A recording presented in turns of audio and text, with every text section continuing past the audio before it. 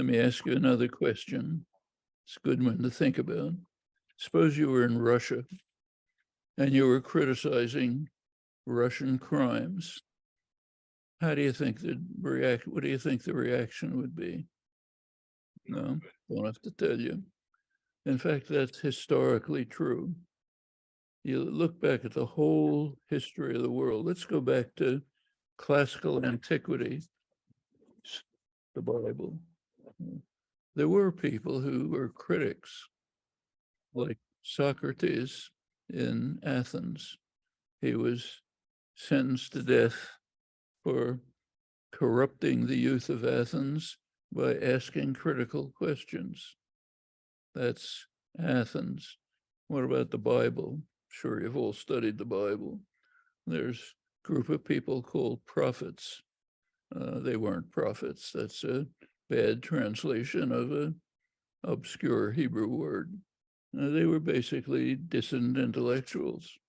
They were people who were criticizing the king, the king's crimes, warning about the dangers that the king's policies were going to cause, calling for mercy to widows and orphans. That's basically what we call dissident intellectuals. How were they treated? Were they treated nicely?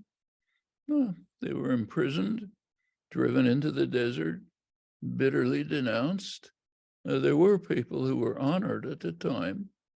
Centuries later, they were called false prophets. Actually, Jesus was one of them. He was a radical critic of power. Was he treated nicely? Not according to what I've read. This runs right through history, and that's the answer to your question. Criticize the pieties of the powerful. They're not going to like it. They'll launch criticisms. Take the prophets again. Elijah, major prophet, was condemned by King Ahab. You may recall Ahab is the epitome of evil in the Bible.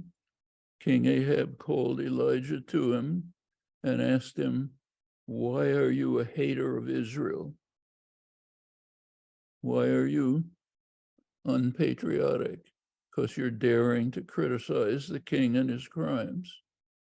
Is that any different from what you're describing now? Not really. Runs through all of history.